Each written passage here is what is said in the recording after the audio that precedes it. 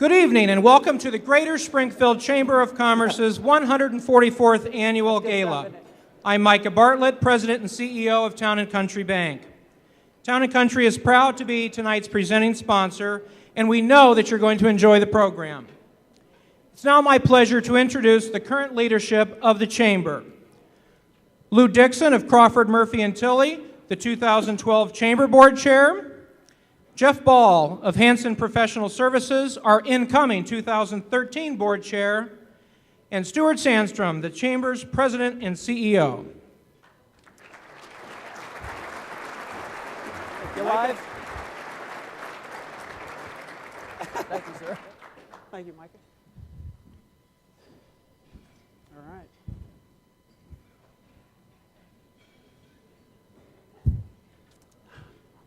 Good evening, everybody. That's the mic check. All right. You know, if I would have known that we were all going to dress alike, I probably would have dyed my hair. Wore my glasses. One is not like the other. This is not all the entertainment. So. All right, watch the videos, everybody, and away we go. Tonight, we're talking about good fortune. Good fortune, which is an auspicious state resulting from favorable outcomes. Or more simply, is being open to the opportunities that life throws us. And wise enough to recognize the opportunity and act on it. Now that's all true, but I think a lot of people think of good fortune as being an accident. But it's no accident that the Chamber is always in the room when big decisions are made about our community. It's probably more like the British Prime Minister once said, diligence is the mother of good fortune. That's it, Stuart. By working hard, working together, and being prepared, 2012 was a year of great progress. I couldn't agree more, Lou. A perfect example of diligence leading to good fortune is how the city, county, business, and labor all came together to relentlessly pursue the rail decision in Springfield. The Chamber helped ensure that all the right parties were at the table during that process. Yes, in 2012 was one of our proudest moments when Springfield fought and won the record of decision to consolidate Springfield's high-speed rail on the 10th Street tracks.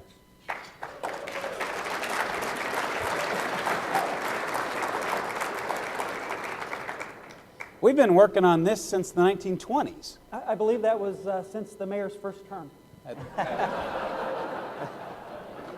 Just checking to make sure the mayor's paying attention. That's all I'm doing. Something like that. Well, the records for the 2012 decision will show that Mayor Houston and County Chair Van Meter were instrumental in this milestone, and as were Senator Durbin and the rest of our congressional delegation. In 2013, we'll keep the spotlight on Springfield. We're headed to D.C. again in April to lobby for some more rail funding. And as rail consolidation moves forward, I think it's important that we use it to bridge the differences in our community. If this $315 million investment doesn't lead to economic growth and in jobs in all of our neighborhoods, then I don't think it's been a success. And Jeff, I know this is a personal mission for you as well as the Chamber. We will be instrumental in helping the businesses and homeowners along the corridor adapt and benefit. Our local leaders feel the same way, Lou.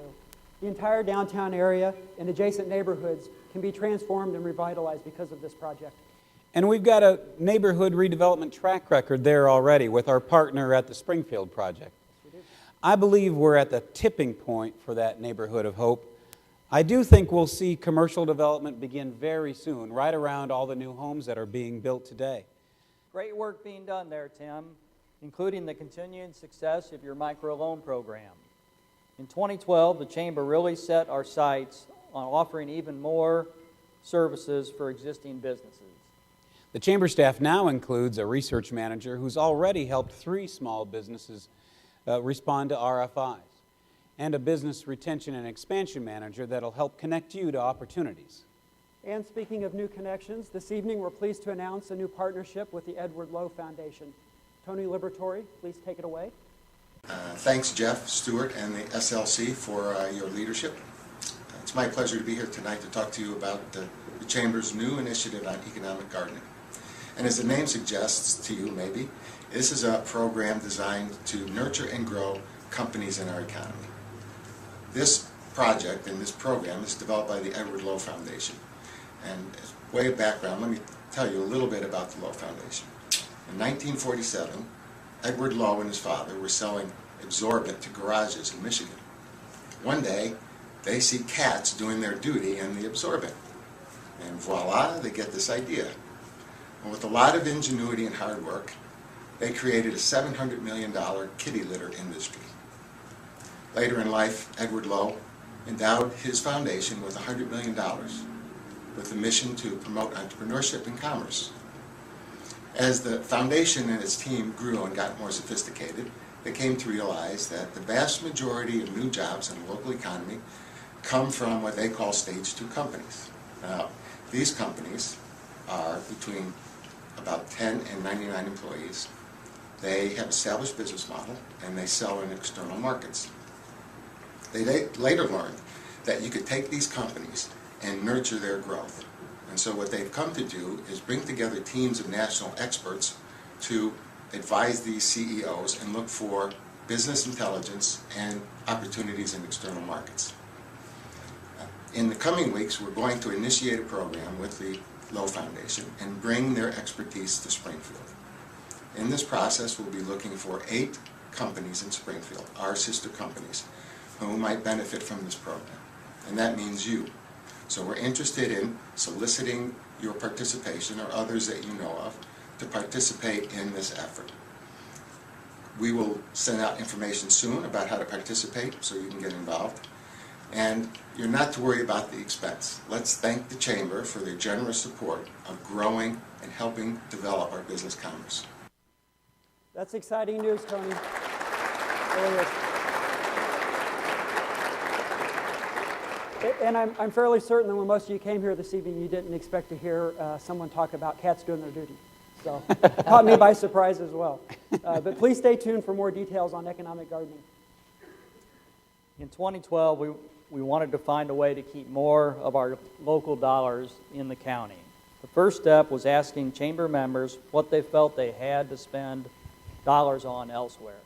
If we can shift just 5% of those B2B dollars back within Sangamon County, we can inject an additional $150 million into the local economy and create 1,000 new and sustainable jobs. So, starting in March at Business Connections, we hope that you will join us in taking the Source Sangamon Challenge, because as Stuart said, even a small incremental change in your buying patterns can lead to huge dividends for our community. Incremental changes are necessary on public policy issues as well. Here's another example of diligence leading to good fortune. Jeff? For many years now, the Chamber has had improving the development process in our community on its agenda. But I think we've all found out that that's much easier talked about than it is to accomplish. But fortunately, there's been a small group led by Dean Graven and Ed Mahoney that have kept at that task. And in 2012, with the support of the Houston administration, we finally made progress. The result is a streamlined land subdivision ordinance. Dean Graven can explain how it came together.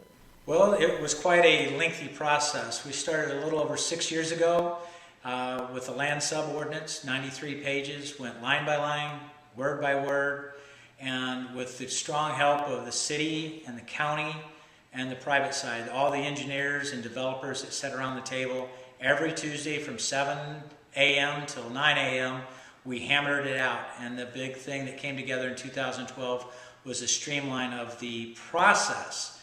And streamline's not a savings, but actually it is in terms of development.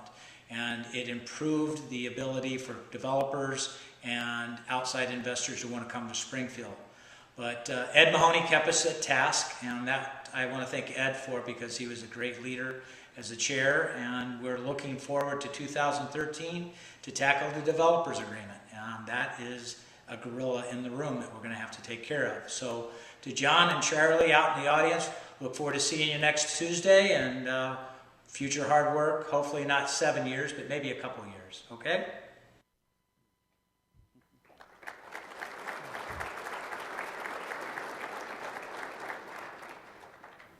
Dean, we really can't thank you and your committee enough for all the hard work and diligence that you put into this important public policy issue here in our community. As a matter of fact, in 2013, as you mentioned, we will continue to tackle the developers agreement, and and will continue until we come up with a solution that is both fair and equitable to the taxpayers as well as the development community.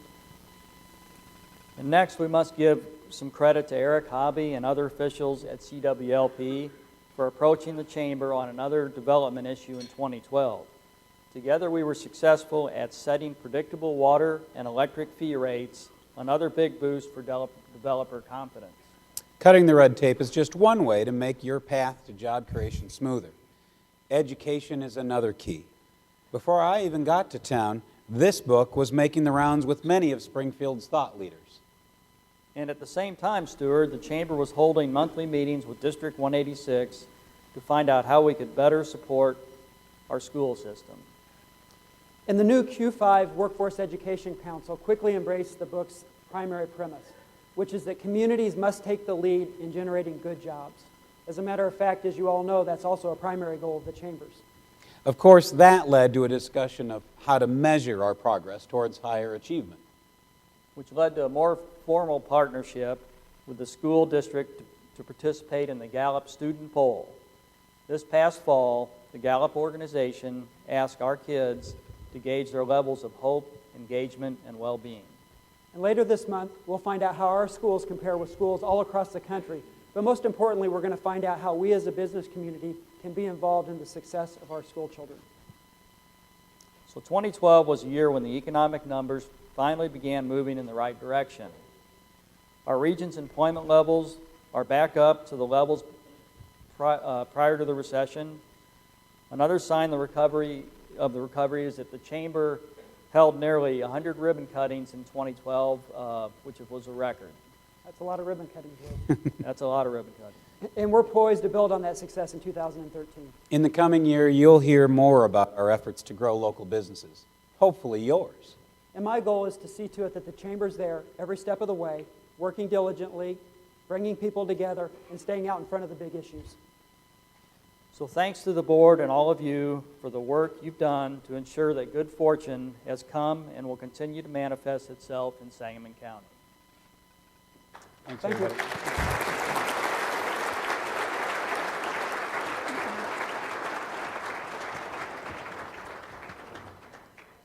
Now I'd like to recognize all of the members of both the 2012 and 2013 Board of Directors. Could both the incoming and outgoing years' boards members please stand?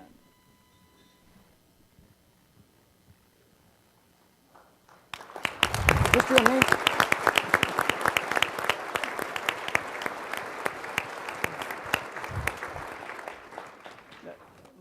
Not a lot of what we've been talking about would have been possible without their dedication, and it's been truly my honor to work with all of you this past year. Tonight, we've already recognized many individuals for their time and commitment to Chamber issues. Now it's my pleasure to present the Chairman's Award for a director of the board who has demonstrated outstanding leadership, board and committee involvement, and exceptional dedication to not one but two individuals. Over the past several years, these two have spent a significant amount of their personal and professional capital to help the community reach a major milestone. Their efforts ramped up following the election of President Obama and the announcement of a nationwide high-speed rail program in 2009. Through rail consolidation, though rail consolidation has been a part of our city's conversation for decades, the work of these individuals elevated its importance during a critical time to ensure that our city could ultimately go down the right track. Our 2009 Chamber Board Chair pushed the fight against the 3rd Street decision to the top of the Chamber's agenda. Subsequently, a key ally was also working behind the scenes with key stakeholders regarding what was best for the city of Springfield. This past December, the city was granted the record of decision to consolidate high-speed rail along the 10th Street corridor, a major milestone for a project that we will complete this decade. We recognize these gentlemen who used all of their legal, legislative, and persuasive powers to reach this conclusion.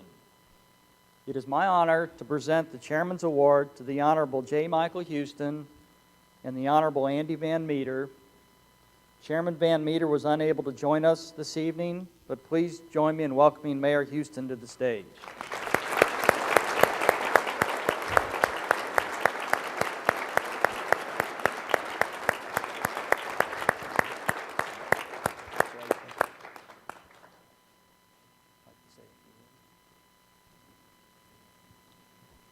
Lou did something very dangerous. He said, "Would you like to say a few words?" But it will be very few words. And for those of you that have made an investment in Q5, and it is an investment, the record of decision that we were able to get for the 10th Street corridor is something that is really going to impact the future of the city of Springfield. And without Q5, that would not have happened. So those people that have invested in the future of our community and invested in Q5, I thank you on behalf of the community, and I thank the Chamber for the award.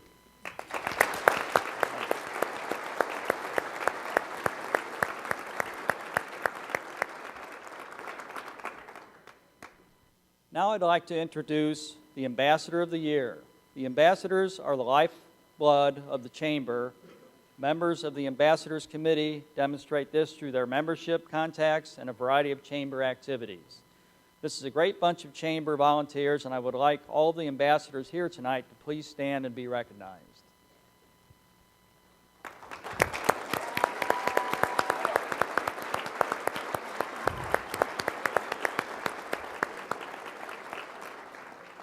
The Ambassador of the Year award is given annually to the person that strives above all others and earns the most points for the various responsibilities of an ambassador. This year's winner accumulated a record 12,815 points by recruiting 7 new members and recovering 22 other members as well.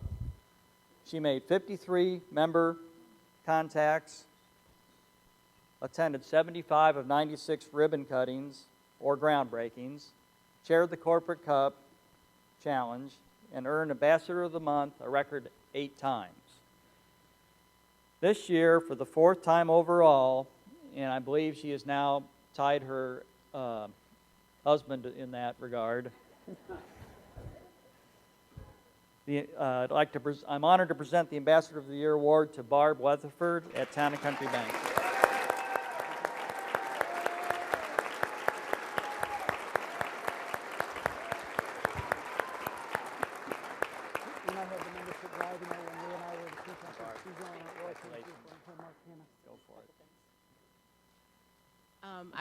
I don't want to be very long, but I do want to say thank you to Town and Country Bank. They give me the opportunity to do this to represent our bank and our city. Thank you to Jack for being a great example to me. When I came on the committee, he was on the committee also, and we had quite the competition, and he keeps threatening to come out of retirement. And finally, I want to thank the Ambassador Committee. We have such a great group of ambassadors, and I hope I was a great example to them this year, and someone else can be up here next year. So thanks.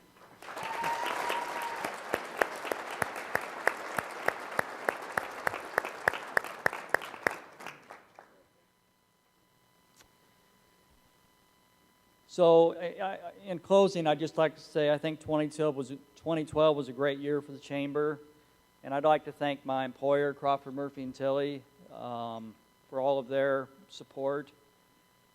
And I'd also like to thank all the great people that work at the Chamber who just do a phenomenal job and have become great friends of mine. All the volunteers and your efforts and support, thank you. And thanks everybody for being here tonight. And I also want to thank my wife Kim and my family for their support and encouragement. And thanks again tonight's primary sponsor, Town and Country Bank, and our MC, Micah Bartlett.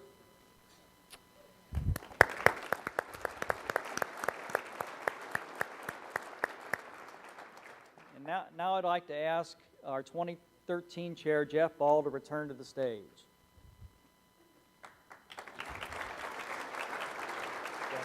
welcome. Thanks. You know, when you want creative solutions, Jeff, clear-headed thinking and strong leadership, you really have to have an engineer as chair. I couldn't agree more. Couldn't agree more. Right, Tom? Jeff has a clear vision and the passion to get the whole community on board in 2013. He's a true professional, and it'll be a tremendous leader for our chamber. Jeff?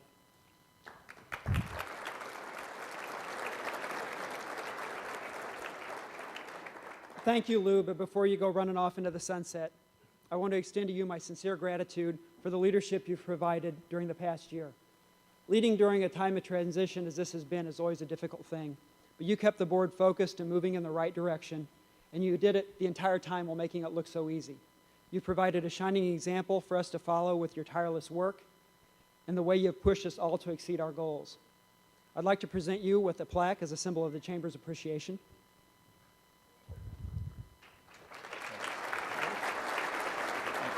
Oh, you're welcome. Good luck. I like it when they say good luck and laugh. All right. Right now, I'd like to recognize 7 outgoing board members who have contributed greatly during their tenure on the board. So I'd ask the outgoing members that are present to please come up and join me on the stage, if you don't mind. And right now, as they come up, I'll recognize those members who are unable to be with us tonight.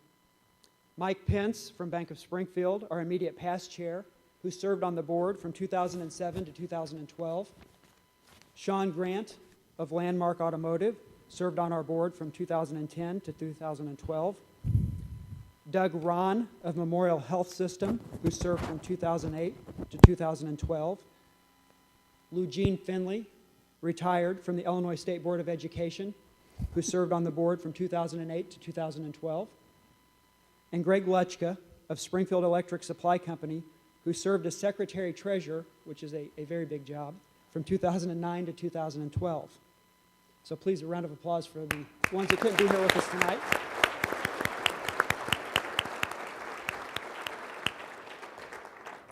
They don't follow directions very well. I said, please come and join me on stage. I have a couple of plaques for the two of you. With me here on stage is Maureen Bloom of White Oaks Properties, who served from 2008 to 2012, and Dan Sale of the Capital Area Association of Realtors, who served on the board from 2009 to 2012. Thank you. Thank you so much. There you go, Dan. Thank you. Yeah, I appreciate everything. At this time, it is my pleasure to introduce the Chamber's President and CEO, Mr. Stuart Sandstrom. Thanks, Jeff. You're welcome. All right. Thanks very much, Jeff. There's just checking for my props down here. Well, the final award of the evening is the 2012 President's Award. As it says in the program, it's given to an individual or organization who has demonstrated outstanding commitment and dedication to a project or program creating extraordinary benefits for Chamber membership. Writing an agreed bill is never an easy task, in particular when it's between the private and public sector. It takes the ability to reach common ground, patience, and focus. As you heard earlier tonight, one of the initiatives of the Development Policy Council was to streamline the Springfield Land Subdivision Ordinance to add certainty to the development process. This initiative would not have been reached if it weren't for Mark Mahoney and his staff at Public Works, or Norm Sims and his staff at the Planning Commission. Their work representing the public sector on this project was vital, and the Chamber is thankful for their leadership. We're also thankful to the numerous private sector engineers and developers who dedicated their volunteer time, and it was a lot of volunteer time. The committee was chaired by Ed Mahoney, who led the process on the agreed bill, overseeing the effort from the beginning. It's my distinct honor and pleasure to present this year's President Award to Ed Mahoney of RE/MAX Professionals for his work to make Springfield's development process even better.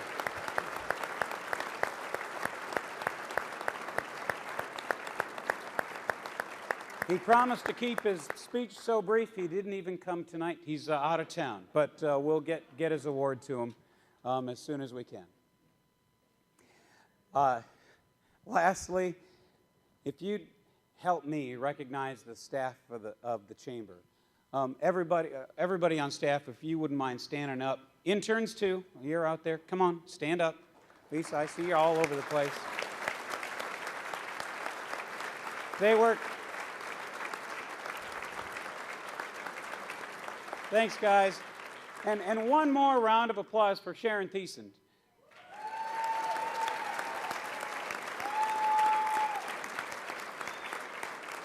This is honestly a all-hands-on-deck kind of event, but she takes the lead for us, and it's been terrific tonight, and it'll only get better as soon as I get off of this stage. But thanks to Sharon and to all of the staff. They're working 24/7 to transform the economy of Sangamon County. Now, one person who didn't stand up just now couldn't, because she's just left employment at the chamber after serving for the better part of a year. Val Yazel, would you mind coming on up?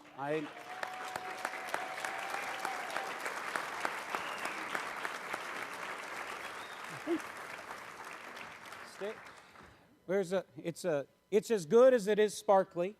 So thanks very much for all that you've done.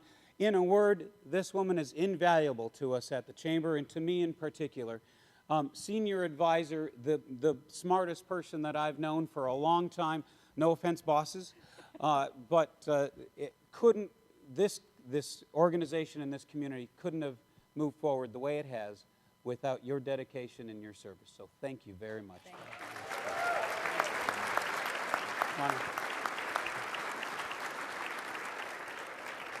Thank you, Stuart, but I want to thank you, the membership.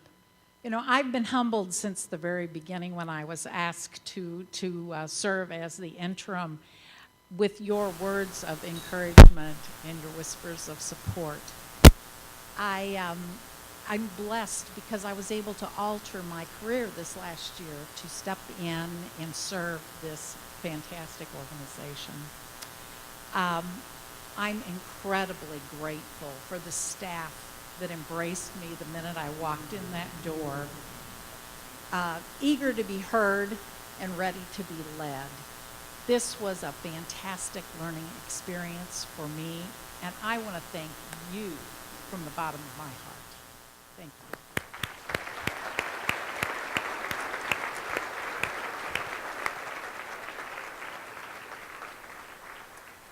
Thank you, Val. Well, that's it. Bob Stromberg is next.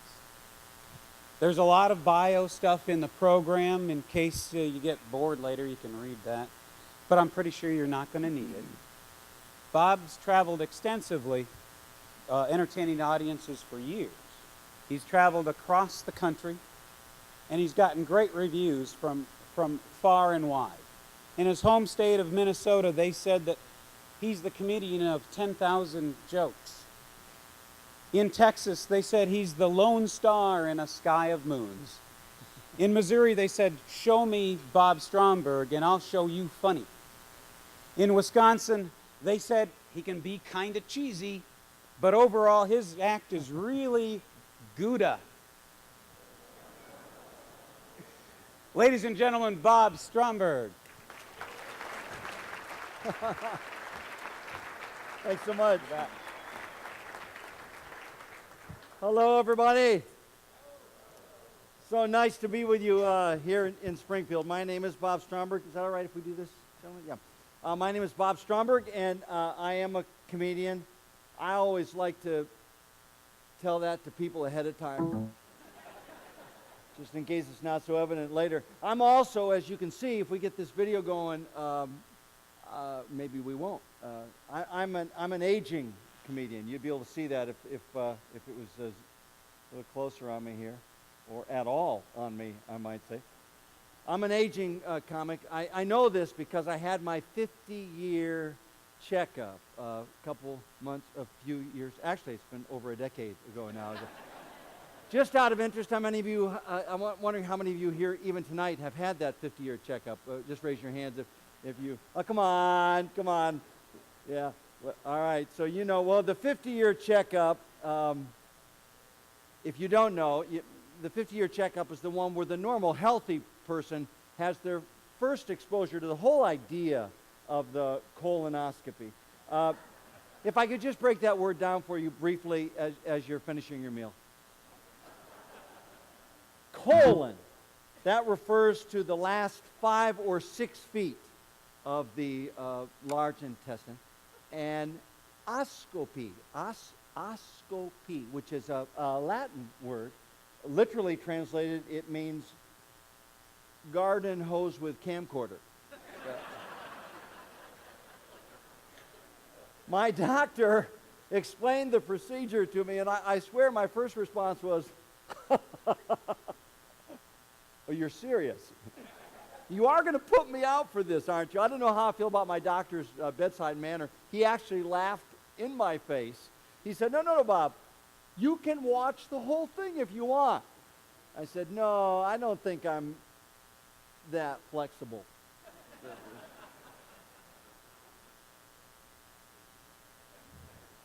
Then to make it worse, I had to drink 3 big plastic bottles of this stuff the night before, meant to cleanse my digestive system. And I don't know how you felt about that, ma'am, but I found that stuff to be really effective. 3 a.m. I was in my favorite place, and my wife came in with the 2 of the 3 empty bottles, and she said, "You did dilute this stuff, didn't you?" So that would explain it. Cleanse my digestive system and every other system that I lost computer files that night. And then to make it worse, the instructions from the hospital, and by the way, I did it in the hospital. You don't need to do it in the hospital. As I discovered, the hospital is actually probably the most expensive place for this procedure. You can get it much, it doesn't matter to me because I have a health insurance policy that covers virtually everything. Keyword there is virtually. I also have a $3 million deductible. I wasn't aware of it. The point is you can get it cheaper, like in the strip malls, for example. Those colonoscopy laundromat places there. So anyway, the hospital instructions said before you come, be sure that you drink 3,800 milliliters of water. I'm from Minnesota, not Manitoba. I have no idea what a milliliter is.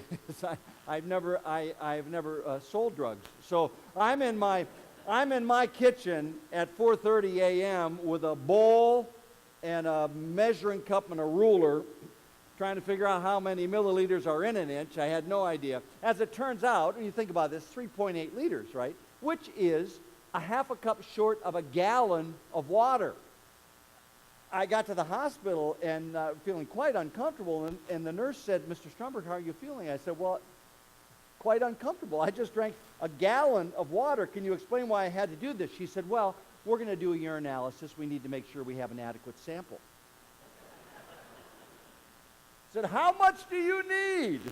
She said, "Well, you need to fill up that little plastic cup." From here? I hope so, because otherwise this isn't even going to be a challenge. And then, frankly, I thought it was kind of condescending because she went over and got the cup and she brought it and gave it to me, which I was just disappointing because I was pretty sure I could have done it. The whole point of the story is it made me feel old, and also because it hurt a little bit too at the time. I remember it hurt. Made me feel old, and also because the doctor was maybe 15. Fortunately, he wasn't there by himself. His girlfriend came along. They had their earbuds in the whole time. So I was trying to think, okay, the Chamber's 144th big gala here, and I was trying to think, what is it that we could do tonight that would really pull us all together as a community, right now at this moment. And you know, as I travel around the country, I say to, and I figured it out, by the way. As I travel around the country, I ask people, what is it that you used to love, that used to fill you up, and you're just not experiencing it anymore, and you'd love to experience it again. And you won't be surprised to hear me say that cross-continentally, cross-generationally, cross-culturally, people respond just like that. They say, what we really miss is group whistling. And I so understand where you're coming from there, so we are going to take care of that right now.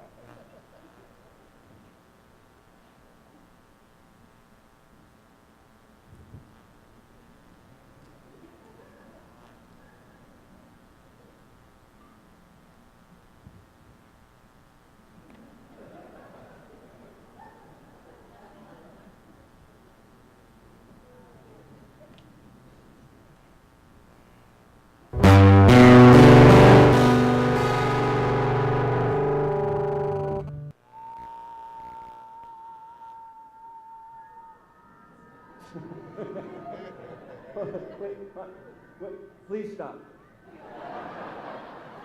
I'm sorry, I should have made myself more clear. What I should have said was, I will whistle a note, and you whistle the same one.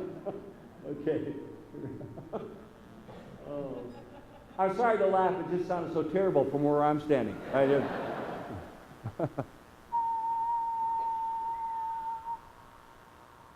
Wow. Anybody tempted? Can anybody do this whistle? Let's hear it if you can do it. Go ahead. Whoa, whoa. Whoa, really good one. Was that you? And it's a girl. What's your name? Kate? Katie? Is that what you said? Katie, can you do the one that goes wee wee like that?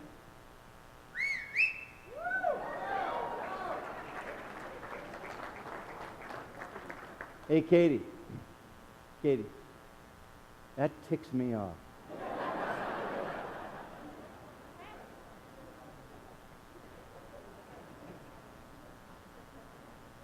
And I'll tell you why, Katie, because I worked 15 years of my life to do what you just did with such ease.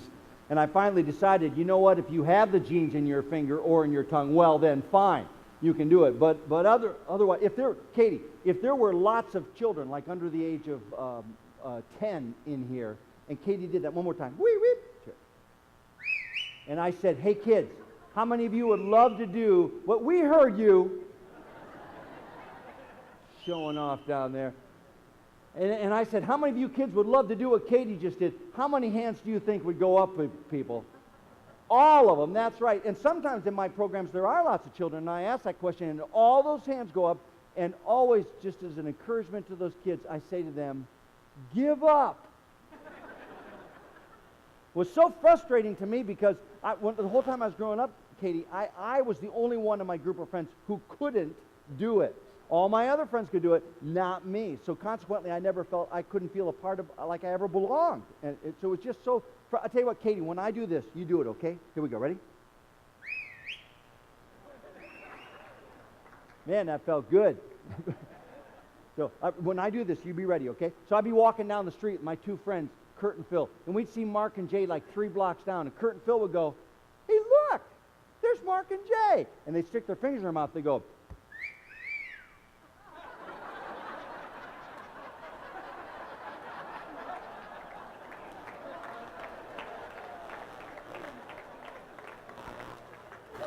Mark and Jay would take off.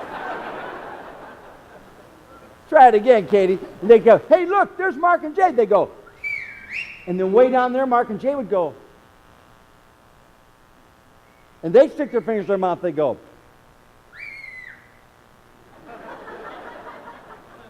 There was kind of a weird delay because of the distance. I remember that. It was so frustrating to me because I couldn't do it. And finally, I think I was probably 18 when I said, that's it, I'm done. I'm going to college 500 miles away from home. Nobody knows me here. They don't know I've suffered with this my whole life. I'm done. And I quit. And I just want you to know, folks, all of you people in the chamber here, all you leaders, I just want you to know what a blessing it was in my life when the day that I became a quitter. It's just really a great, and by the way, I found out I could get by just fine without that. So I would just go, hey! So here we are.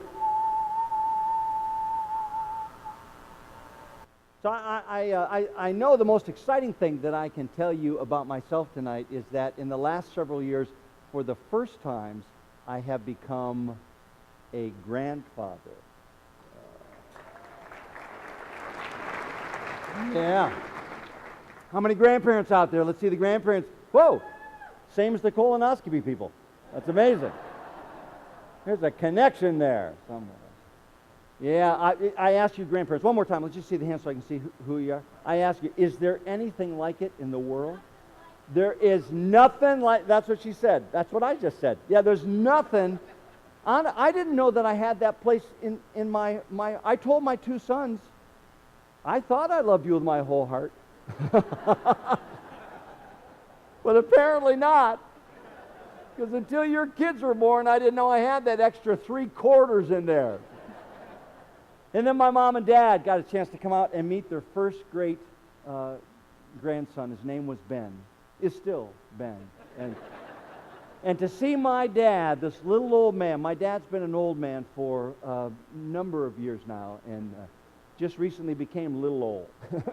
To see him holding this little baby, same family, right?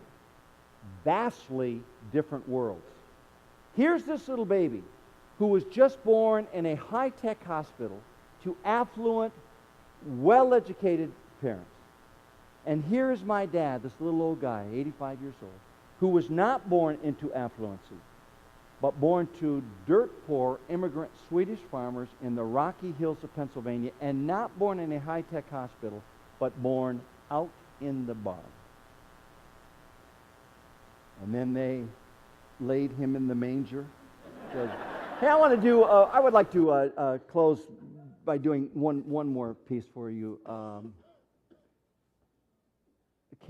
you Katie's husband? Well, would you help me with something? Okay, well, hop right up here. And your name is? Josh. Say hello to Josh, everybody. All right. Hey, Josh, would you mind taking off your coat? You could toss that to Katie there.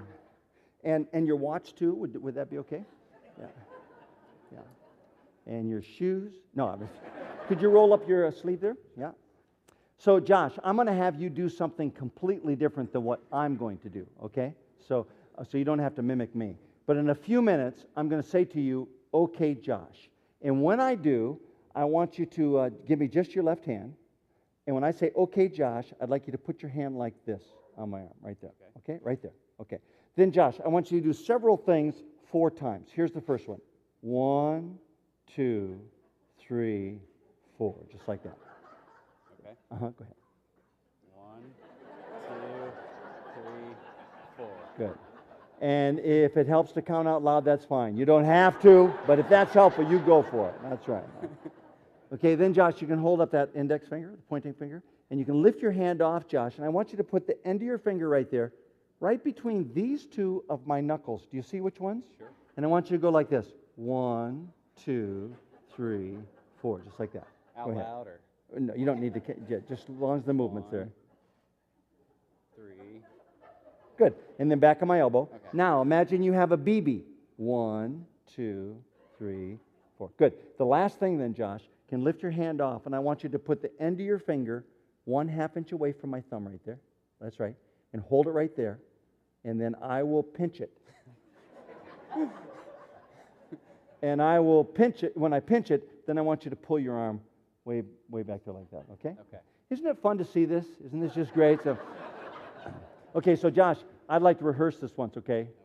Because I'm not feeling real confident right now. So, all right. So I'll say, okay, Josh.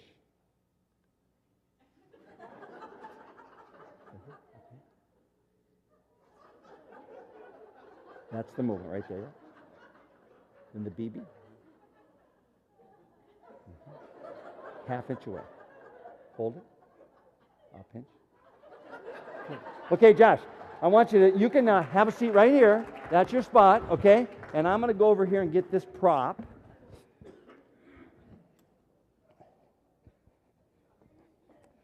And we're going to need to get some lights turned off here. We didn't actually rehearse this, so those TV lights, we'll have to turn those off. And we can actually turn some lights off in the house here too, if we could. Okay. So, yeah, there we go. Thank you. And then let's bring that TV camera. You can bring that right in on this if you want to focus in, or if it can focus in here. Can you bring it a little closer? Otherwise, that's perfect.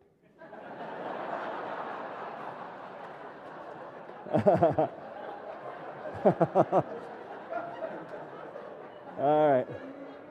Well, you all can see that anyway, so. Oh, there we go. All right. Thank you. Thank you very much. Okay. Great. Okay. And Josh and I, so Josh, your cue is okay, Josh. Okay? And then you'll have to come up at that point because your arms aren't long enough. So Josh and I are going to use this screen and we're going to tell you a story.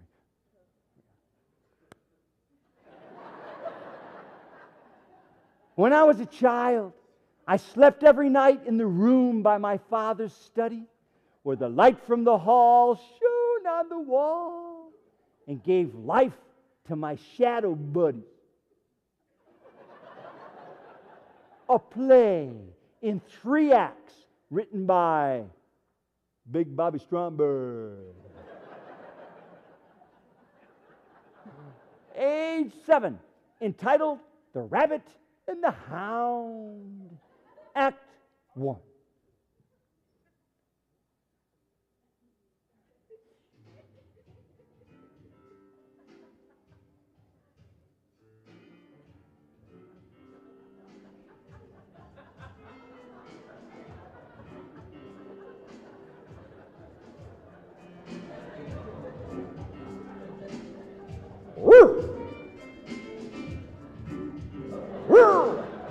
Hey, Dad, could you open up the door just a little bit more, please?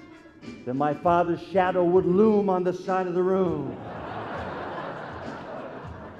Exceeding his normal size and almost pleading, he'd say, "No, I don't mind if you play, but no more horsing around with those guys, you hear?"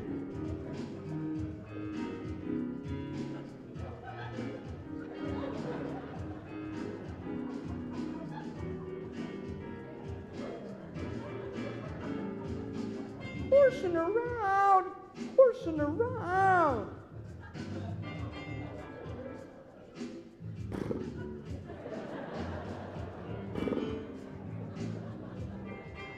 Dad, come on, Dad. Son, I'm talking to you.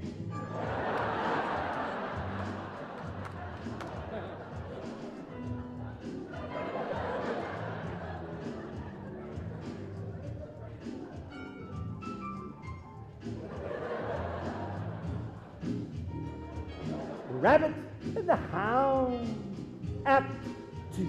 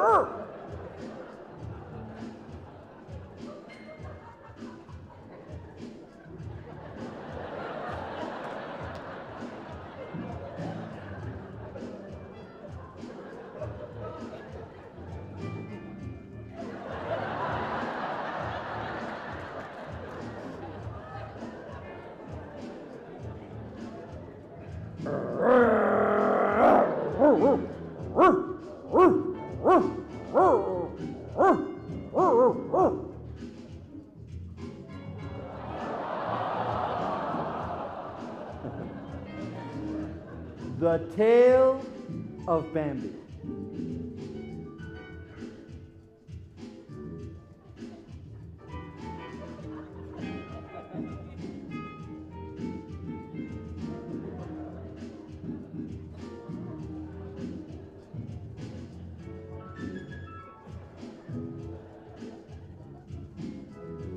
Hey, Dad, can I have another drink of water, please?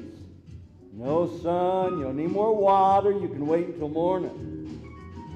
Oh, yeah, Dad. That's right. I don't need any water.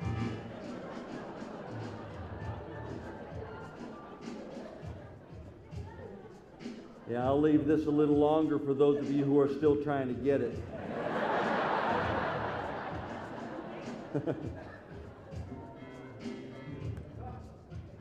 The Rabbit and the Hound, Act. The final act. Whoa, son, they said go to sleep. No more monkey business. Okay, I just have to say this. It is cracking me up that some folks are actually taking pictures of a shadow with a flash. Which is okay. I just think you'll be disappointed. Monkey business. Monkey business indeed.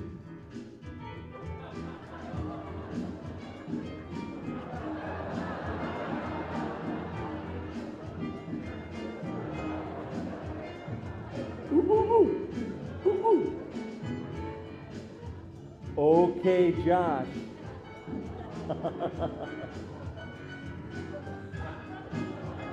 One time, scratch.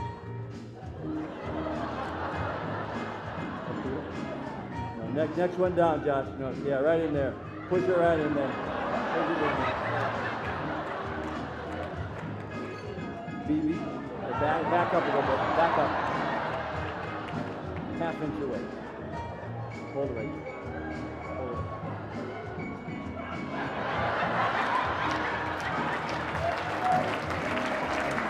The end.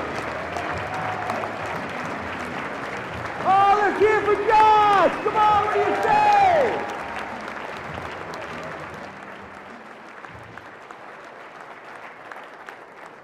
Well, I know what you're saying about me. There's a grown man with way too much free time on his hands. Hey, this has been a delight. Springfield Chamber, thank you so much for allowing me to be a part of this great evening. I appreciate it so much. Blessings on you all. Thank you.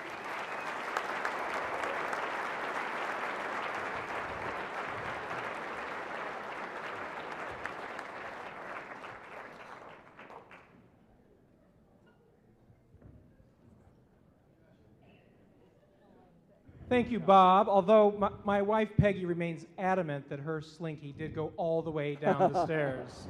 How about another round of applause for Bob Stromberg? Thank you.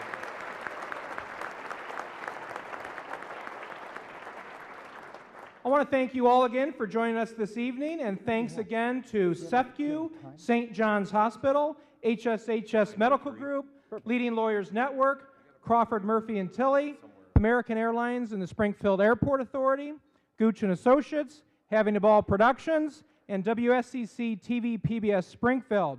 Also thanks to all of our table sponsors and wine sponsors, and of course the Crown Plaza Hotel. The dessert bar, sponsored by SEFCU, is now open in the foyer. Please enjoy dessert and coffee and a chance to network. Thank you all for coming tonight.